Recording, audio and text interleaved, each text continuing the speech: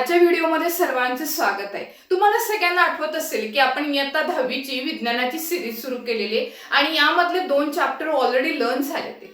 पहिला म्हणजे आपला ग्रॅव्हिटेशन चॅप्टर आणि दुसरा चॅप्टर म्हणजे पिरियॉडिक क्लासिफिकेशन ऑफ एलिमेंट। आता हे 2 चॅप्टर झाल्यानंतर आपण तिसऱ्या चॅप्टर मध्ये येणार आहोत आणि त्या चॅप्टरचं नाव आहे केमिकल रिएक्शन्स अँड इक्वेशन। हा चॅप्टर सुरू करण्यापूर्वी तुम्हाला एक थोडी माहिती सांगणार आहे मी फक्त। या चॅप्टरचं वेटेज आहे 6 मार्कांचं। तुम्हाला सगळ्यांना आठवत असेल जसं आपण ग्रॅव्हिटेशन चॅप्टर कव्हर केलाय, जसं आपण periodic classification of element cover केलं, त्याचप्रमाणे हा तिसराही चॅप्टर आपण कव्हर करणार आहे की ज्याचे वेटेज आहे 6 मार्कांचं। तत्पूर्वी तुम्ही जर या चॅनलला नवीन असाल तर नक्की हा चॅनल सबस्क्राइब करा आणि त्याचबरोबर बेल आयकॉन प्रेस करा जेणेकरून तुम्हाला नवनवीन व्हिडिओच्या नोटिफिकेशन मिळत जातील।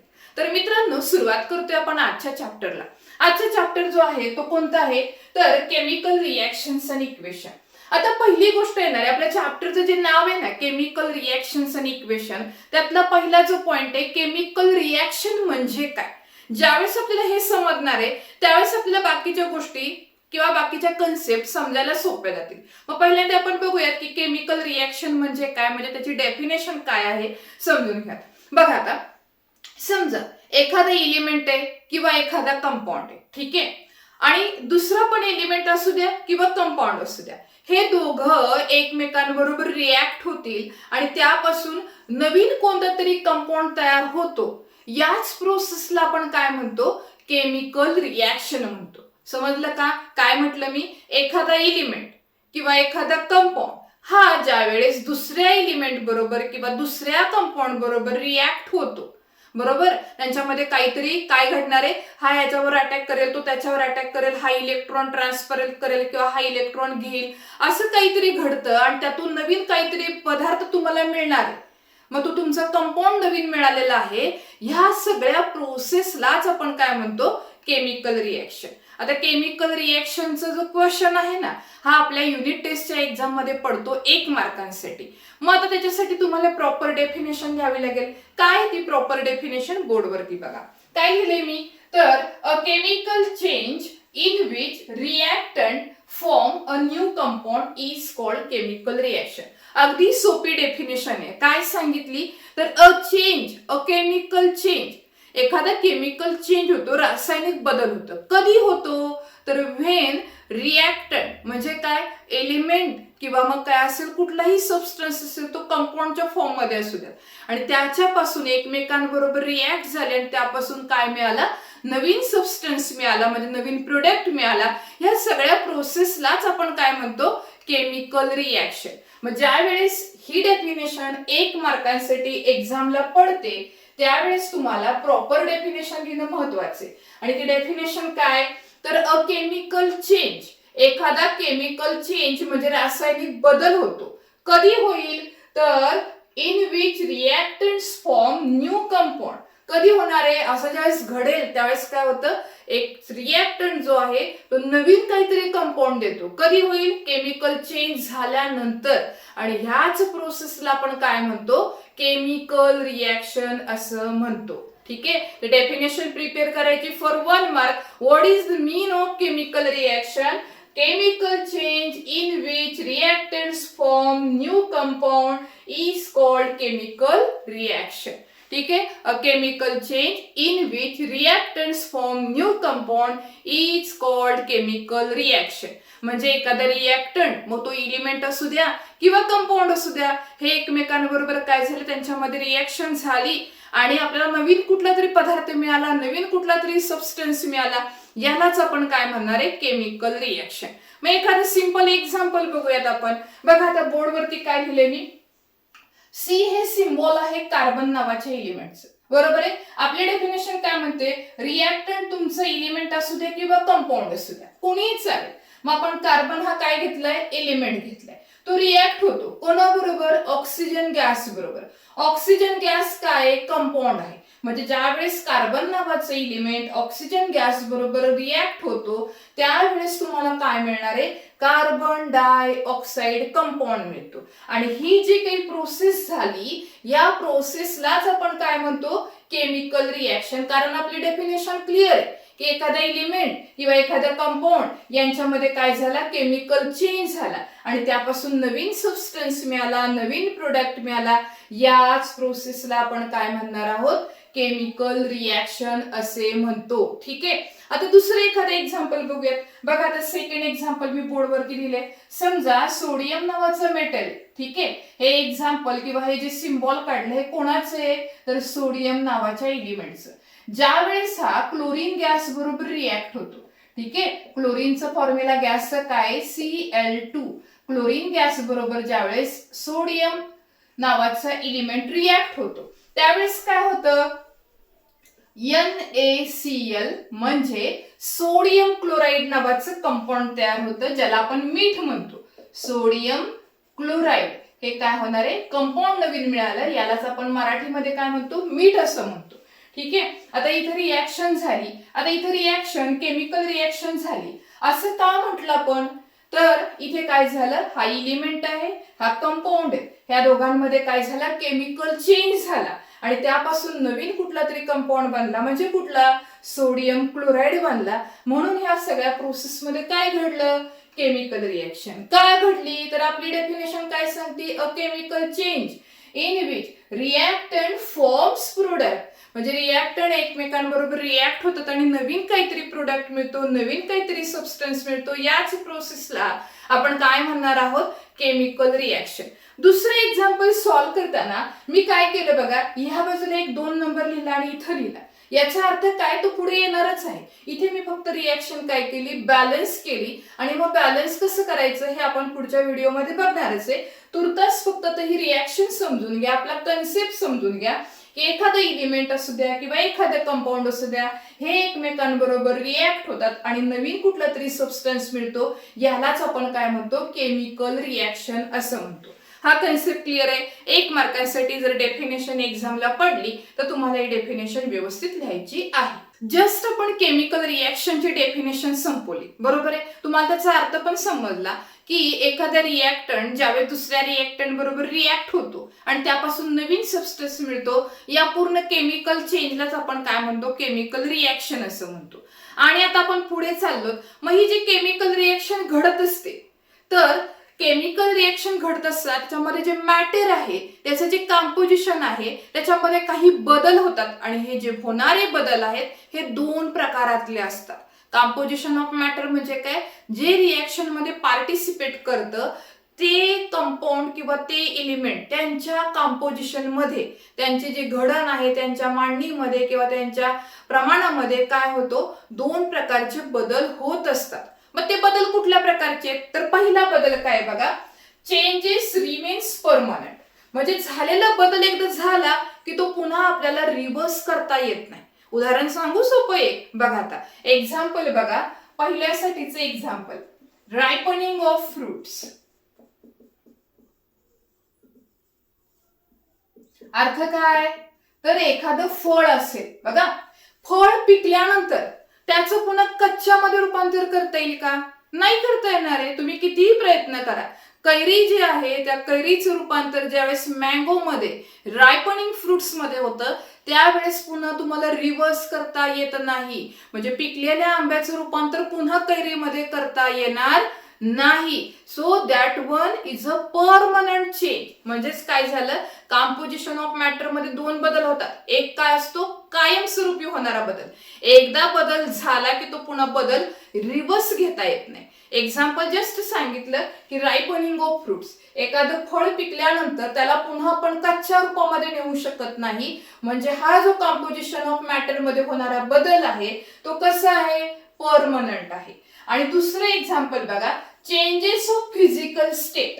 म्हणजेच काय, तर एक्झाम्पल याचंही घेऊयात आपण, converting of ice into water. बघा एक्झाम्पलचा अर्थ कळतोय. काय केलं, माझ्याकडे आईस क्यूब आहेत, बर्फ आहे आणि ह्या बर्फाला मी पातेल्यात ठेवलं आणि पातेलं गॅसवरती चालू करून ठेवल्यानंतर काही वेळानंतर काय होणार आहे, या बर्फाचं रूपांतर होणार आहे पाण्यामध्ये. मग हे जर पाणी उचलून मी पुन्हा फ्रीजर मध्ये ठेवलं तर पुन्हा काय होणार आहे, पाण्याचं होणार आहे बर्फ. म्हणजे इथे काय झाला तर हा जो बदल आहे हा तात्पुरता बदल आहे, टेम्पररी बदल आहे, बरोबर आहे का? मग बदल किती प्रकारचे मिळाले आपल्याला? 2 प्रकारचे. पहिला बदल परमनंट बदल आहे, एकदा बदल झाला की तो रिव्हर्स करता येत नाही. आणि दुसरा जो बदल आहे तो कसा आहे? टेम्पररी बदल आहे, म्हणजे त्या बदलाचं रूपांतर पुन्हा आपण मूळ स्वरूपामध्ये करू शकतो. आणि अशा प्रकारचे आपण 2 एक्झाम्पल पण त्यासाठी बघितलेली आहे.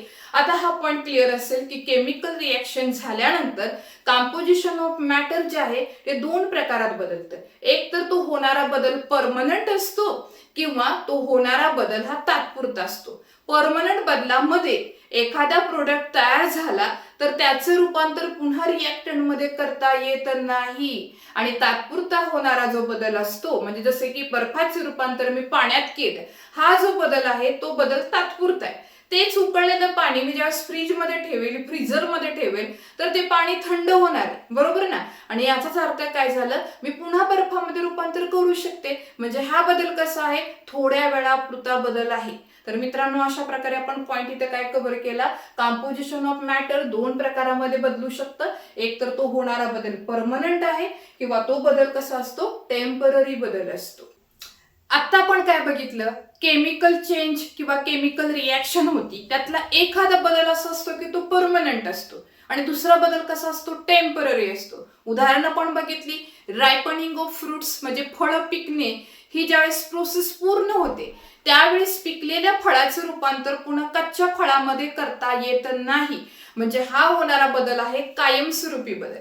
आणि तात्पुरता बदल म्हणजे काय? तर बर्फाचं रूपांतर पाण्यात होणे किंवा पाण्याला पुन्हा काय करणे? बर्फात रूपांतरित करणे. आता यावरनं 2 केमिकल रिएक्शनचे टाईप पडतात. त्यातला पहिला टाईप कुठला? तर तो असणार आहे तुमचा केमिकल चेंज. कशा प्रकारचे रिएक्शन्स होतात? 2 प्रकारच्या. एक असते केमिकल चेंज. मग केमिकल चेंज कोणाला म्हणायचं? तर ज्या वेळेस रिएक्टंट पासून नवीन प्रोडक्ट बदलतो किंवा रिएक्टंट पासून प्रोडक्ट बनतो, त्यानंतर त्या प्रोडक्टला पुन्हा रिएक्टंट मध्ये कन्व्हर्ट करता येत नाही. मग असा जो होणारा बदल असतो, या बदलालाच आपण काय म्हणतो? Chemical change. बघा, 2 प्रकारचे चेंजेस आहेत. एक आहे केमिकल चेंज. मग केमिकल चेंज मध्ये मी काय सांगितलं? तर when the reactants are permanently converted into product, that change called as a chemical change. म्हणजे ज्या वेळेस एखादी रिएक्शन होते आणि त्या रिएक्शन मध्ये होणारा रिएक्टंट, पार्टिसिपेट करणारा रिएक्टंट, याचं रूपांतर ज्यावेळेस कायमस्वरूपी प्रोडक्ट मध्ये होतं, याला बदलाला आपण काय म्हणणार आहे? केमिकल चेंज म्हणणार आहे. येते लक्षामध्ये? मग या केमिकल चेंजच्या वैशिष्ट्य काय किंवा कॅरेक्टरिस्टिक्स काय हे आपण लर्न करतोय. बघा, आता पहिली कॅरेक्टरिस्टिक काय? It is a permanent change. लक्षात ठेवायचं, केमिकल चेंज परमनंट चेंज आहे. कसा? उदाहरण आठवा. Ripening of fruits.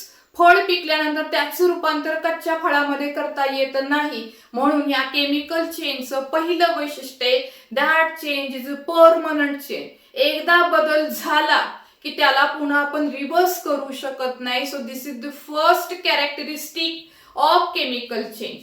त्यानंतर दुसरी कॅरेक्टरिस्टिक बघूयात आपण. Reactants converts totally into new product. ज्यावेळेस रिएक्टंट, 2 रिएक्टंट एकमेकांबरोबर रिएक्ट होतात, त्यापासून नवीन जो पदार्थ मिळतो तो टोटली चेंज झालेला असतो. त्याचे गुणधर्म टोटली बदललेले असतात. म्हणजे रिएक्टंट मध्ये जे काही गुणधर्म असतील एलिमेंट किंवा कंपाऊंडचे, ते टोटली बदललेले असतील आणि त्यापासून अगदी नवीन कुठला तरी प्रोडक्ट झालेला असतो. तो बदल पूर्णपणे कसा असतो? कायमस्वरूपी बदल असतो. So this is the second characteristic. आता आपण येतो तिसऱ्या कॅरेक्टरिस्टिक मध्ये. In chemical change we cannot get the original reactant. एकदा बदल झाल्यानंतर, एकदा प्रोडक्ट मिळाल्यानंतर पुन्हा तुम्ही रिएक्टंट मिळवू शकत नाही. म्हणजेच काय? एखादं फळ पिकल्यानंतर त्याचं रूपांतर पुन्हा कच्च्या फळात करता येणार नाही. So this is the third characteristic.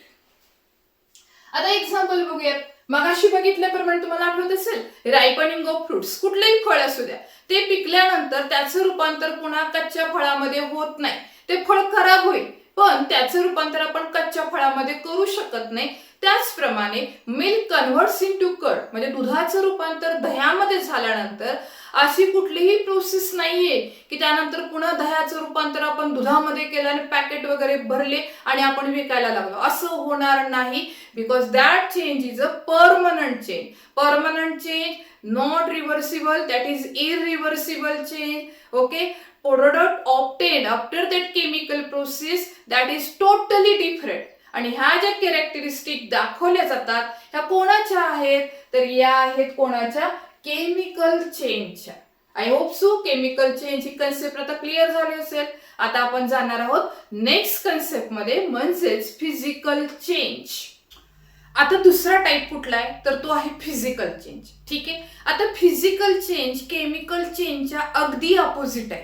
Chemical change आपण काय बघितलं, परमनंट आहे. हा कसा आहे, रिव्हर्सिबल आहे. रिव्हर्सिबलचा अर्थ काय, तर एखाद्या रिएक्टंटचं रूपांतर ज्यावेळेस प्रोडक्ट मध्ये होते त्या प्रोडक्टला under certain condition we can convert into again reactant. अर्थ काय झाला, रिएक्टंटचं रूपांतर ज्यावेळेस आपण प्रोडक्ट मध्ये करतो तर त्या प्रोडक्टला ठराविक कंडिशन अप्लाय केल्या तर आपोआपच तो प्रोडक्ट पुन्हा रिएक्टंट मध्ये कन्वर्ट करू शकतो. ठीक आहे, यालाच म्हणायचं फिजिकल चेंज. मग फिजिकल चेंज मध्ये काय बदलतं, तर फक्त त्याचे काय बदलतात, स्टेट्स ऑफ मॅटर. म्हणजे तो सॉलिड मधून लिक्विड मध्ये जातो किंवा लिक्विड मधून गॅसेस मध्ये जातो किंवा गॅसेस मधून पुन्हा रिव्हर्स लिक्विड मध्ये किंवा रिव्हर्स सॉलिड मध्ये येऊ शकतो. ठीक आहे, so that is the physical change. आता डेफिनेशन समजून घ्या. फिजिकल चेंज म्हणजे काय, व्हेन सबस्टन्सेस कोण, reactant, that react and form a new substance, that is the product. म्हणजे दोन रिएक्टंट एकमेकांबरोबर रिएक्ट झाले आणि त्यापासून नवीन सबस्टन्स मिळाला, त्याला आपण प्रोडक्ट म्हणतो. ओके ना, so that product again turns into original substance, that is the physical change. म्हणजे दोन रिएक्टंट आहेत, हे एकमेकांबरोबर रिएक्ट झाले, नवीन प्रोडक्ट मिळाला आणि ह्या प्रोडक्टला काही कंडिशन अप्लाय केल्या तर याचं रूपांतर पुन्हा रिएक्टंट मध्ये होत असेल तर त्या चेंजला आपण काय म्हणतो, फिजिकल चेंज म्हणतो. मग याच्या कॅरेक्टरिस्टिक काय, तर सरळच आहे. इथे काय झालं, रिएक्टंटचं रूपांतर प्रोडक्ट मध्ये आणि प्रोडक्टचं पुन्हा रिव्हर्स रिएक्टंट मध्ये, म्हणजेच हा चेंज रिव्हर्सिबल आहे आणि टेम्पररी आहे, कायमस्वरूपी नाही. आता कॅरेक्टरिस्टिक बघा, ओनली फिजिकल स्टेट चेंज. म्हणजे मी मगाशीच सांगितलं, सॉलिडचं लिक्विड मध्ये होऊ शकतं किंवा लिक्विडचं गॅसेस मध्ये होऊ शकतं किंवा गॅसेसचं पुन्हा रिव्हर्स लिक्विड मध्ये किंवा रिव्हर्स अजून येऊन सॉलिड मध्ये रूपांतर करता येतं. दुसरी कॅरेक्टरिस्टिक काय, तर it is a temporary and reversible change. टेम्पररीचा अर्थ काय, तात्पुरता बदल.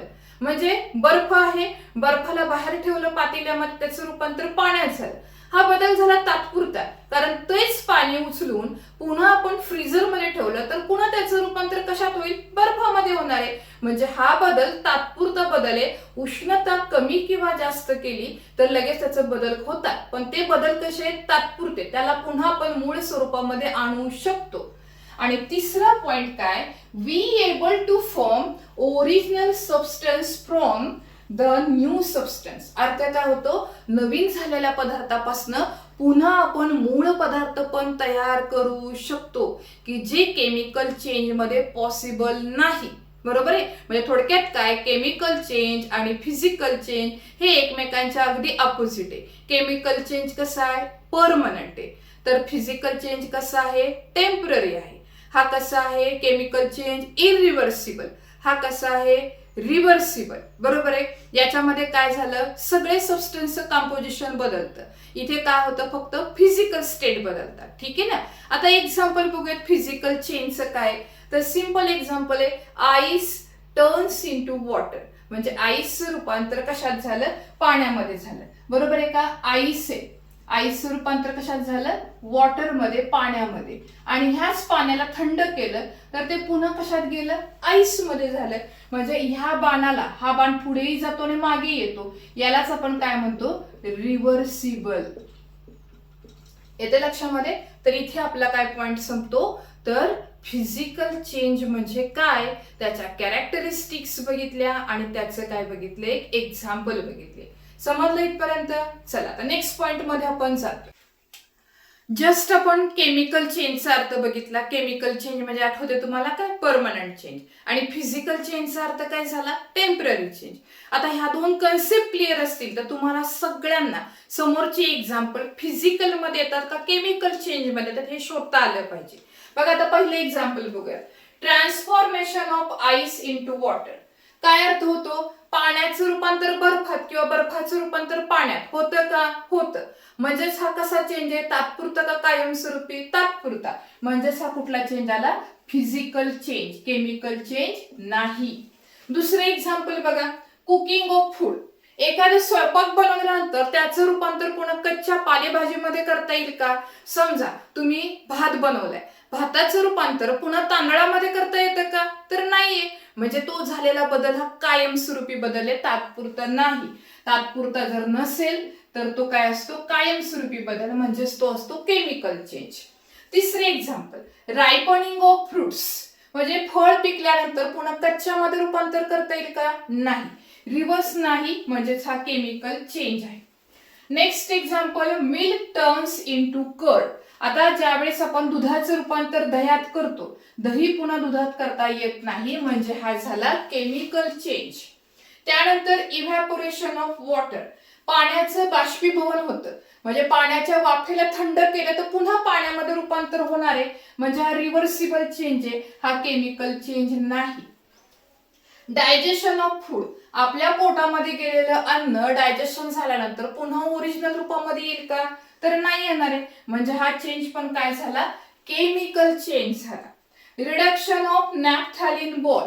आता बघा, नॅफ्थॅलिन बॉल असाच रिडक्ट होईल का, त्याचा नाही होणार आहे. साईज आपोआप कमी होती का, तर नाही. तर त्याचं रूपांतर आपण काय करू शकतो, ज्यावेळेस रिएक्शन ऑक्सिजन गॅस बरोबर होती त्यावेळेस नॅफ्थॅलिन बॉलचं काय होतं, रिडक्शन होतं. ठीक आहे. त्यानंतर lemon juice stain on Shahabadi tiles. Shahabadi फरशीवरती लेमनचा ज्यूस ज्यावेळेस सांडतो त्यावेळेस तिथं झालेला बदल कुठला असतो, तो केमिकल चेंज असतो. का, कारण त्यावेळेस कुठला गॅस रिलीज होतो, कार्बन डायऑक्साईड गॅस रिलीज होतो. तर मित्रांनो, अशा प्रकारे आपण आजच्या व्हिडिओमध्ये तिसऱ्या चॅप्टरला सुरुवात केली होती, केमिकल रिएक्शन्स आणि इक्वेशन. आणि यामध्ये आपण 3 ते 4 पॉइंट कव्हर केले, जसे की केमिकल रिएक्शनचे डेफिनेशन, त्यानंतर केमिकल चेंज म्हणजे काय, त्याच्या कॅरेक्टरिस्टिक कोणत्या, फिजिकल चेंज काय असतं, त्याच्या कॅरेक्टरिस्टिक काय, आणि भरपूर सारी उदाहरणं बघितली. तर आजच्या व्हिडिओमध्ये आपण एवढे सगळे पॉइंट कव्हर केलेले आहेत. आय होप सो तुम्हाला सगळ्यांना या चॅनलवरचे व्हिडिओ आवडत असतील. आणि जर चॅनलवरचे व्हिडिओ आवडत असेल तर नक्की या चॅनलला सबस्क्राईब करायला विसरू नका. त्याचबरोबर तुमचे 10वीतले मित्र मैत्रिणी यांना देखील या व्हिडिओची लिंक शेअर करायला विसरू नका.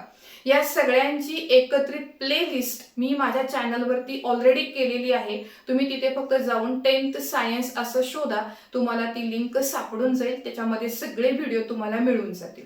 तर मित्रांनो, आजच्या व्हिडिओमध्ये आपण इथेच थांबतोय. भेटूयात आपण उद्याच्या भागात. तोपर्यंत धन्यवाद.